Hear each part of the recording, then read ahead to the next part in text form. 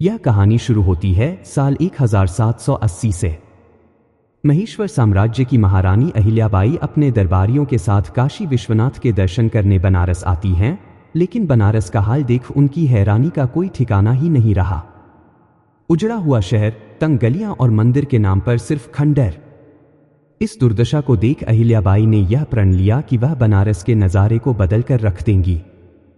उन्होंने देश भर से स्कॉलर्स को बुलाया और पुराने ग्रंथों के हिसाब से काशी विश्वनाथ मंदिर का डिजाइन बनाने के लिए कहा। डिजाइन तैयार होते ही अहिल्याबाई ने बनारस के अंदर विश्वनाथ मंदिर और बनारस के चारों ओर 108 शिवलिंग बनाने शुरू किए, जिन्हें आज काशी पंचकोशी यात्रा कहा जाता है। काशी का कायाकल्प चल ही रहा था कि तभी भवानी स्टेट की रानी भवानी बनारस आती है। उन्होंने देखा कि मंदिर तो बन रहा था, लेकिन बनारस के स्कॉलर्स और शास्त्री यहां नहीं थे। एक तीर्थ स्थल पर जो भक्ति भाव का माहौल होता है, वह बनारस से पूरी तरह गायब था। आज भवानी स्टेट बांग्लादेश में है, जहां की रानी भवानी ने बनारस की गंगा में स्नान करके यह प्रण लिया कि वह रोज गंगा स्नान करेंगी और एक संस्कृत स्कूल की नींव लगाएंगी। कहते हैं कि उन्होंने पूरे 1 साल तक गंगा स्नान किया और 365 संस्कृत स्कूलों की न केवल नींव रखी, बल्कि उन्हें चलाने के लिए ग्रांट भी दिया। अब एक तरफ काशी विश्वनाथ मंदिर बनकर तैयार हुआ और दूसरी तरफ रानी भवानी के संस्कृत स्कूल, जिससे पढ़कर निकले स्कॉलर्स ने बनारस में एक खूबसूरत माहौल तैयार किया। माहौल सुकून का, माहौल इत्मीनान का, माहौल भक्ति का। इतिहास में बनारस को लेकर अलग अलग बातें कही जाती है। पुराणों में लिखा है कि काशी शिव के त्रिशूल पर टिका है और प्रलय आने पर भी इसका कुछ नहीं बिगड़ेगा। वहीं दुनिया मानती है कि बनारस मोक्ष द्वार है और लोग यहां बाकायदा मरने आते हैं। अघोर संप्रदाय की शुरुआत भी बनारस से ही हुई। यह वह शहर है जहां मौत का जश्न मनाया जाता है। लेकिन सवाल यह आता है कि इस शहर को बसाया किसने? कितनी पुरानी है बनारस की कहानी? इसे जानने के लिए हमें चलना होगा बनारस के इतिहास की गहराइयों में।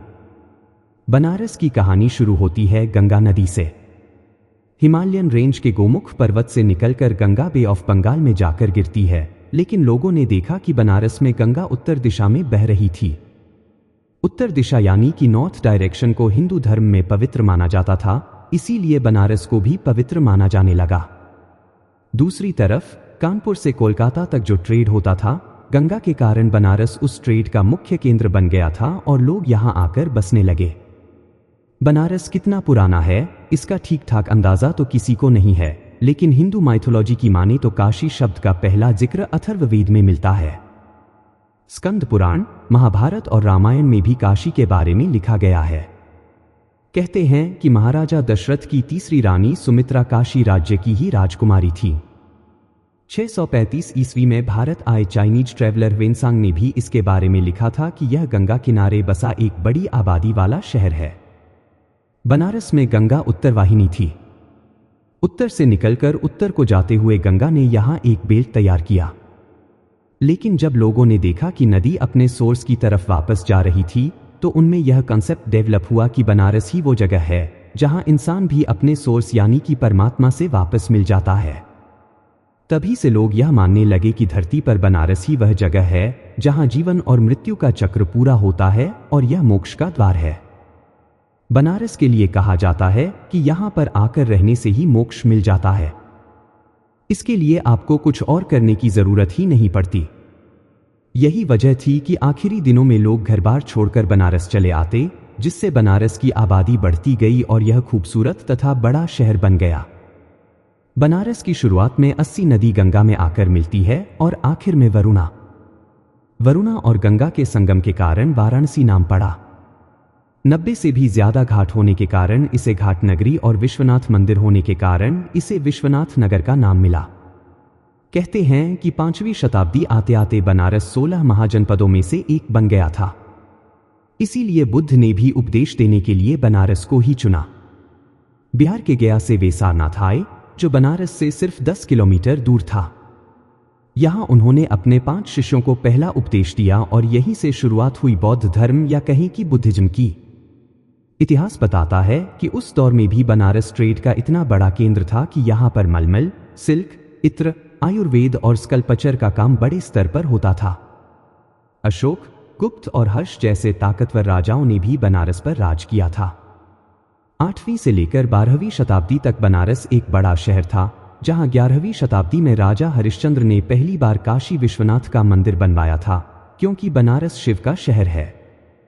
कहते हैं कि एक बार भगवान शिव ने भगवान विष्णु को बताया कि धरती पर उनके पास रहने के लिए कैलाश के अलावा और कोई जगह ही नहीं है। तब भगवान विष्णु शिव से बोले कि धरती पर अपनी सबसे प्रिय जगह हम आपको देते हैं। यह जगह थी बनारस, और तभी से शिव भोले बनारस में आकर बस गए और भगवान विष्णु वैकुंठ चले गए। इसीलिए यह भी माना जाता है कि बनारस में मरने वाला सीधे वैकुंठ में जाता है। कहते हैं कि विश्वनाथ मंदिर बनने के बाद बनारस में शिव भक्ति का सैलाब सा आ गया और वेद, पुराण तथा धर्म ग्रंथों पर चर्चा करने वाले लोगों की यह पसंदीदा जगह बन गई। अमेरिकन ऑथर मार्क ट्वेन कहते हैं कि काशी इतिहास, हिस्ट्री, परंपराओं, ट्रेडिशनल और कथाओं, लेजेंड से भी पुराना है। सदियों तक एक खूबसूरत और शांत रहे बनारस की कहानी में ट्विस्ट आता है सन 1194 में। इसी साल तराइन की जंग होती है और मोहम्मद गौरी सम्राट पृथ्वीराज चौहान को हराकर दिल्ली पर कब्जा कर लेता है। उसने दिल्ली का सुल्तान कुतुबुद्दीन ऐबक को बनाया और खुद पहुंचा कन्नौज। कन्नौज के राजा जयचंद को हराकर उसने कन्नौज को लूटा और फिर वह पहुंचा बनारस। बनारस को उसने पूरी तरह नष्ट कर दिया और जाते जाते यहां का खजाना और बेशकीमती चीजें 1400 ऊंटों पर लादकर अपने साथ ले गया। इसके बाद कुतुबुद्दीन ऐबक ने विश्वनाथ मंदिर को तुड़वा दिया। इस तबाही के कुछ वर्षों बाद बनारस गढ़वाल राजवंश की राजधानी बना, जो उस वक्त यूपी और बिहार में राज करते थे। लेकिन 15वीं शताब्दी तक यहां पर लगातार आक्रमण होते रहे। बनारस बार बार उजड़ा और बार बार बसता गया। इस शहर का गोल्डन पीरियड लौटा 16वीं शताब्दी में, जब अकबर के नवरत्नों में से एक राजा टोडरमल ने पंडित नारायण भट्ट को मंदिर बनाने के लिए धन दिया और 1585 में फिर से विश्वनाथ मंदिर बनकर तैयार हुआ। मंदिर बनने के बाद बनारस में फिर से रौनक लौट आई। बड़े बड़े राजा महाराजा यहां आने लगे, जिन्होंने अपने अपने नाम पर घाट बनवाने शुरू किए। अकबर के जनरल और जयपुर राजघराने के राजा मानसिंह ने यहां हवेली और मान मंदिर घाट बनवाया। बूंदी के महाराजा ने बूंदी पर कोटा घाट और ग्वालियर स्टेट के मुंशी ने मुंशी घाट बनाया। अब शहर तो खूबसूरत हो गया, लेकिन अकबर ने बनारस का नाम बदलकर मोहम्मदाबाद रख दिया। उस दौर में यहां मुगली स्टाइल में कई हवेलियां बनी, लेकिन 17वीं शताब्दी में औरंगजेब ने आकर सब कुछ फिर से तबाह कर दिया। उस दौर में बनारस मराठा किंग्स की पहली पसंद था और यहां की जनता भी महाराजा छत्रपति शिवाजी महाराज को बहुत चाहती थी। शिवाजी जब औरंगजेब की कैद से निकले तो उन्होंने बनारस में ही शरण ली थी। इस वजह से औरंगजेब बनारस के लोगों से पहले से ही नाराज था। इधर बनारस के लोग भी उसे पसंद नहीं करते थे। 18 अप्रैल 1669 को जब औरंगजेब अपनी सेना लेकर दिल्ली से बंगाल जा रहा था, तब उसके परिवार के लोगों ने बनारस देखने की जिद की। औरंगजेब खुद तो नहीं आया, लेकिन उसने अपने परिवार को बनारस भेज दिया। कहते हैं कि बनारस के लोगों ने उसके परिवार का स्वागत करने की बजाय उन्हें खूब ताने सुनाए। जब औरंगजेब को इसका पता लगा तो उसका गुस्सा 7वें आसमान पर पहुंच गया और उसने पूरी आर्मी के साथ बनारस पर हमला कर दिया। उसने काशी विश्वनाथ मंदिर को नष्ट कर दिया और उसकी जगह पर ज्ञानवापी मस्जिद बनवा दी। औरंगजेब के खौफ की वजह से यहाँ के पंडित, शास्त्री और स्कॉलर्स भी शहर छोड़कर चले गए। तब तक बनारस का यही हाल रहा, जब तक कि रानी अहिल्याबाई के कदम यहां नहीं पड़े। 1780 में उन्होंने काशी विश्वनाथ मंदिर फिर से बनवाया। रानी भवानी के स्कूलों ने स्कॉलर्स और धर्मशास्त्रियों को तैयार किया। 1830 में पंजाब के महाराजा रणजीत सिंह ने विश्वनाथ मंदिर को 1000 किलो सोने से मढ़वाया और अलग अलग राजाओं ने घाटों को पुनर्निर्मित करवाया। इस तरह बनारस एक बार फिर आबाद हो गया, और इस बार हमेशा के लिए। क्योंकि औरंगजेब के जाने के बाद मुगलों की ताकत लगातार कम होती गई। उन दिनों यानी कि 18वीं शताब्दी में बनारस अवध प्रांत, अवध प्रोविंस के अधीन था, जहां के नवाब थे आसफुद्दौला। आसफुद्दौला ने बनारस समेत पूरे पूर्वी यूपी की जागीरदारी मनशाराम को दी थी, और मनशाराम से यह जागीर उनके बेटे बलवंत सिंह को मिली, जो हर साल टैक्स कलेक्शन करके नवाब को भेजा करते थे। बलवंत सिंह एक जागीरदार थे, लेकिन बनारस में उनका रुतबा किसी राजा से कम नहीं था। कहते हैं कि एक वक्त वह भी आया जब बलवंत सिंह के पास 1 लाख लोगों की अपनी आर्मी हो गई थी। इसीलिए जब आसफउद्दौला के बेटे सुजाउद्दौला अवध के नए नवाब बने तो उन्हें बलवंत सिंह के नियंत्रण वाले पूरे क्षेत्र को सेमी इंडिपेंडेंट का दर्जा देना पड़ा। इधर बलवंत सिंह के बाद जब चैत सिंह बनारस के राजा बने तब उन्होंने चैत सिंह घाट पर एक किला फोर्ट बनवाया जहां से उनकी हुकूमत पूरे बनारस पर चलती थी। लेकिन बनारस के बाहर का भारत बदल रहा था। अंग्रेज लगातार ताकतवर होते जा रहे थे और एक एक करके वे अलग अलग रियासतों को ब्रिटिश साम्राज्य में मिला रहे थे। 1750 में बंगाल पर और बक्सर की लड़ाई के बाद अवध पर अंग्रेजों का कंट्रोल हो गया, जिसके बाद लखनऊ और मुर्शिदाबाद दरबार में उन्हीं के हिसाब से फैसले लिए जाने लगे। इन दोनों राजघरानों के बीचों बीच था semi independent principate state of Banaras, जहां गंगा से ट्रेड का मेन रूट था। इसीलिए ईस्ट इंडिया कंपनी के गवर्नर जनरल वॉरेन हेस्टिक्स की नजर बनारस पर पड़ी। 1770 में हेस्टिक्स अवध दरबार में आया और नवाब को एक ट्रीटी पर सिग्नेचर करने के लिए मजबूर करने लगा, जिसमें लिखा था कि बनारस समेत पूरा ईस्टर्न यूपी अब अंग्रेजों के कब्जे में होगा। हेस्टिक्स के बारे में कहा जाता है कि वह बेहद लालची था। वह जमींदारों पर भारी भरकम टैक्स लगाता और अगर कोई एक बार भी टैक्स नहीं दे पाता तो उसकी जमीन को नीलाम कर देता। उसने मुर्शिदाबाद और लखनऊ को पूरी तरह लूट लिया था और अब बारी थी बनारस की। उसने एक प्लान बनाया और राजा चैत सिंह के साथ एक संधि की, जिसमें लिखा था कि चैत सिंह हर साल 2 लाख रुपए का टैक्स ईस्ट इंडिया कंपनी को देंगे और इसके अलावा उनसे कोई और डिमांड नहीं रखी जाएगी। लेकिन कुछ वक्त बाद ही हेस्टिक्स ने उनसे एक्स्ट्रा 5 लाख रुपए मांग लिए। उन्होंने जैसे तैसे यह पैसा हेस्टिक्स को भेजा, लेकिन 1780 में उसने फिर से यह डिमांड की। राजा चैत सिंह ने उन्हें 2 लाख रुपए भेजकर पीछा छुड़ाने की कोशिश की, लेकिन हेस्टिक्स नहीं माना और 2 लाख रुपए के साथ साथ 2000 घुड़सवारों की भी डिमांड कर दी। तब काशी नरेश ने एक लेटर लिखकर माफी मांगी और हेस्टिक्स से यह साफ कहा कि वह इस डिमांड को पूरा नहीं कर पाएंगे। इस बात से हेस्टिक्स इतना गुस्सा हुआ कि उसने राजा चैत सिंह पर 50 लाख रुपए का फाइन लगा दिया और अपनी आर्मी के साथ बनारस पर अटैक कर दिया। हेस्टिक्स की आर्मी ने चैत सिंह के किले को घेर लिया, लेकिन राजा चैत सिंह वहां थे ही नहीं। जब उसे इस बात का पता चला तो उसने एक और साजिश की। उसने राजा चैत सिंह को किले पर बातचीत करने के लिए बुलाया। राजा चैत सिंह शांति चाहते थे, इसीलिए वे हेस्टिक्स पर भरोसा करके उसे किले में मिलने भी आ गए। लेकिन तभी हेस्टिक्स की आर्मी ने उन्हें घेर लिया और धोखे से बंदी बना लिया।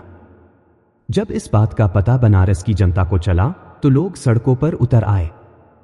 उन्होंने अंग्रेजों के खिलाफ विद्रोह कर दिया और हेस्टिक्स को मारने के लिए वे किले की तरफ बढ़ने लगे। इस मौके का फायदा उठाकर चैत सिंह रस्सी के सहारे किले से बाहर निकल जाते हैं। वहीं दूसरी तरफ हेस्टिक्स को जान बचाकर चुनार के किले में छिपना पड़ता है। हेस्टिक्स छुपते छुपाते लखनऊ भाग गया, लेकिन जब यह बात ब्रिटिश ईस्ट इंडिया कंपनी के बाकी ऑफिसर्स को पता चली तो उन्होंने एक बड़ी आर्मी को बनारस पर अटैक करने के लिए भेजा, जिसने बनारस को कैप्चर करके चैत सिंह को गद्दी से हटा दिया। उनकी जगह पर उनके भतीजे महिप नारायण को राजा बनाया गया और यह तय हुआ कि वह हर साल कंपनी को 2 लाख रुपए देंगे। इधर सिस्टम का पूरा कंट्रोल और बनारस रॉयल फैमिली की सारी जमीनों को अंग्रेजों ने अपने अधीन कर लिया। उन्होंने बनारस के कई फ्रीडम फाइटर्स को भी झूठे केस लगाकर जेल में डाल दिया था। तब रानी बायसाबाई ने उनका केस लड़ने के लिए वकीलों को पैसा दिया और बहुत से फ्रीडम फाइटर्स को जेल से छुड़वाने में उन्होंने काफी मदद की। कहते हैं कि महाराजा महिप नारायण के बाद उनके बेटे उदित नारायण सिंह राजा बने, जिन्होंने 1830 में बनारस में रामलीला की शुरुआत की। इस रामलीला की स्क्रिप्ट उन्होंने हिंदी के स्कॉलर भारतेंदु हरिश्चंद्र से लिखवाई और रामनगर में इसके लिए 10 स्क्वायर किलोमीटर के एक पूरे क्षेत्र को तैयार करवाया, जहां अशोक वाटिका, नदी, जंगल, महल सब कुछ वैसा ही बनवाया गया जैसा कि रामायण में लिखा था। यहाँ की रामलीला पूरे 30 दिन तक चलती और हर दिन इसका स्थान बदलता रहता। अशोक वाटिका दिखाने के लिए असल में अशोक के पेड़ों का बगीचा बनाया गया, नदी दिखाने के लिए असल में तालाब बनवाए गए। यह इतनी खूबसूरत होती थी कि इसे देखकर लोगों को लगता था कि वे सचमुच रामायण काल में ही हैं और सब कुछ अपनी आंखों के सामने देख रहे हैं। बनारस रॉयल फैमिली ने इस हेरिटेज को आज तक बचाकर रखा है, लेकिन अंग्रेजों को बचाने में भी उनका ही हाथ रहा। अब वह कैसे? वह ऐसे कि जब उदित नारायण सिंह के बाद उनके बेटे ईश्वरी नारायण सिंह राजा बने, तब 1857 की क्रांति हुई। इस क्रांति में ईश्वरी नारायण सिंह ने ब्रिटिश ऑफिसर्स को शरण देकर उनकी जान बचाई और उनकी मदद के लिए आर्मी भी भेजी। इस बात से ब्रिटिशर्स खुश हो गए। उन्होंने ईश्वरी नारायण सिंह से दोस्ती करके रॉयल फैमिली की सारी जमीनें वापस लौटा दी और उन्हें महाराजा ऑफ बनारस का टाइटल दिया। लेकिन पावर अब भी अंग्रेजों के हाथ में थी और राजा रामनगर से शासन किया करते थे, जो कि गंगा के दूसरे छोर पर था। 1880 में महाराजा ईश्वरी नारायण सिंह के बेटे महाराजा प्रभु नारायण सिंह राजा बने और 1911 में अंग्रेजों ने बनारस को एक रियासत बना दिया। उन्हीं दिनों में पंडित मदन मोहन मालवीय को बनारस में बनारस हिंदू यूनिवर्सिटी बनाने का ख्याल आया और वह सीधा पहुंचे महाराजा प्रभु नारायण सिंह के पास। वो भी तब जब वह गंगा में डुबकी लगा रहे थे। मालवीय भी महाराजा के साथ गंगा में डुबकी लगाने लगे और बातों ही बातों में उनसे यूनिवर्सिटी बनाने के लिए जमीन मांगी। इस पर महाराजा प्रभु नारायण सिंह ने उनके सामने एक शर्त रखी। शर्त यह थी कि दिन ढलने तक वह पैदल चलकर जितनी जमीन नाप सकते हैं, वह पूरी जमीन उन्हें मिल जाएगी। लेकिन शर्त यह थी कि उन्हें बीच में रुकना नहीं था। मालवीय मान गए और बिना रुके ही पूरा दिन चलते रहे। शाम को जब वह रुके तो हर कोई दंग रह गया। मदन मोहन मालवीय ने 1300 एकड़ जमीन नाप दी थी। वादे के मुताबिक महाराजा ऑफ बनारस ने यह जमीन उन्हें दे दी, जिस पर बनकर तैयार हुई इंडिया की one of the best university Banaras Hindu विश्वविद्यालय, जिसे आज शॉर्ट में BHU भी कहते हैं। BHU की कहानी काफी दिलचस्प है, जिसे हम आपको कभी और सुनाएंगे। बस इतना समझ लीजिए कि इस यूनिवर्सिटी ने बनारस का नाम रोशन कर दिया और बनारस को रोशन किया इस रियासत के अगले राजा आदित्य नारायण सिंह ने, जो प्रभु नारायण सिंह के बेटे थे। उन्होंने मंदिरों में अच्छा खासा दान दिया, बनारस में स्कूल और हॉस्पिटल बनवाए। उनके बेटे या कहें कि बनारस के अगले राजा विभूति नारायण सिंह ने 1947 में बनारस को भारत में मिला दिया। रामनगर फोर्ट में उन्होंने काशी स्टेट ट्रस्ट बनाया और यहाँ के सरस्वती भवन में सदियों पुरानी हिंदू धर्म की किताबों का कलेक्शन रखा गया। बनारस की रॉयल फैमिली आज भी बनारस में ही रहती है और काशी नरेश को ही विश्वनाथ मंदिर के विश्वेश्वर ट्रस्ट का अध्यक्ष बनाया जाता है। बनारस के रजवाड़े ने हमेशा कल्चर को प्रमोट किया। यह रजवाड़ा कभी जयपुर और हैदराबाद जितना बड़ा तो नहीं बन सका, लेकिन बनारस ने पैसे नहीं बल्कि सुकून पर ध्यान दिया। और यहाँ का सुकून बनता है गंगा से, गंगा पर बने घाटों से। बनारस में 80 से भी ज्यादा घाट हैं। वैसे तो इनमें से हर एक की अपनी अलग कहानी है, लेकिन काशी की कहानी शुरू होती है दशाश्वमेध घाट से। कहते हैं कि ब्रह्मा जी ने इसे शिव के स्वागत के लिए बनाया था। वहीं दूसरी कहानी बताती है कि ब्रह्मा जी ने यहां अश्वमेध यज्ञ किया था और 10 घोड़ों की बलि दी थी। इसीलिए इसका नाम दशाश्वमेध पड़ा, जो 10 और अश्व घोड़े से मिलकर बना है। बनारस में विशालाक्षी शक्ति पीठ भी है। माना जाता है कि यहां मां सती के कानों के कुंडल गिरे थे।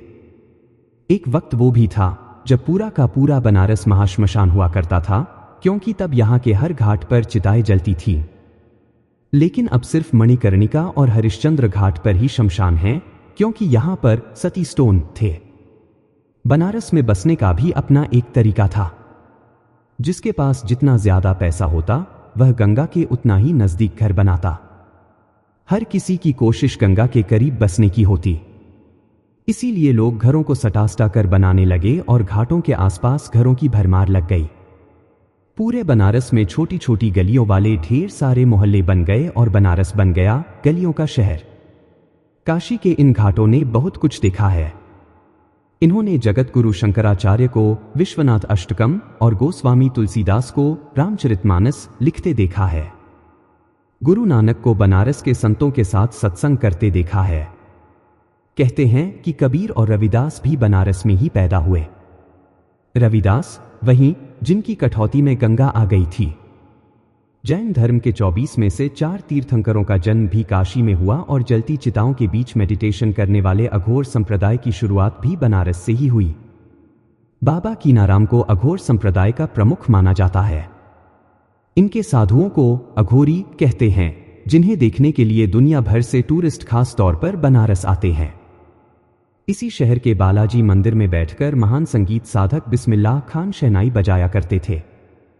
यहीं पर मशहूर शायर मिर्जा गालिब चिराग-ए-दौर लिखा करते थे। चिराग-ए-दौर मिर्जा गालिब की एक लंबी चौड़ी नज्म है, जिसे उन्होंने खास तौर पर बनारस के लिए लिखा है। देश के 12 ज्योतिर्लिंगों में से एक विश्वनाथ मंदिर, मलैया मिठाई, पिंक मीनाकारी वर्क और बनारसी ठंडाई के साथ साथ बनारस फेमस है पान के लिए। मजे की बात तो यह है कि बनारस का यह मगही पान यहाँ नहीं बल्कि बिहार में उगता है, लेकिन इसे नेम और फेम बनारस आकर ही मिला। बनारस में सिल्क बूम नहीं होता, लेकिन यहाँ की बनारसी सिल्क की साड़ियाँ दुनिया भर में फेमस हैं।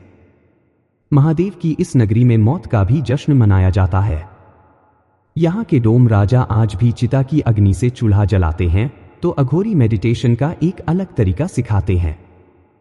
तुलसीदास का बनाया हुआ संकट मोचन हनुमान मंदिर भी यहाँ है और बड़े कुंड वाले कुष्मांडा देवी का मंदिर भी बनारस में ही है। यहाँ का अन्नपूर्णा मंदिर दुनिया का इकलौता ऐसा मंदिर है जहाँ भक्तों को प्रसाद भगवान को भोग लगाने से पहले बांट दिया जाता है। बनारस अपने आप में खास है। बनारस एक एहसास है। बनारस की इस कहानी को आपके लिए सीधे हम लेकर आए थे बनारस की धरती से ही। यह कहानी आपको कैसी लगी हमें कमेंट करके जरूर बताएं और जाने से पहले यह बताना न भूलें कि आप हमें कहां से देख रहे हैं। हम मिलेंगे आपको इतिहास की एक और कहानी के साथ। तब तक के लिए धन्यवाद।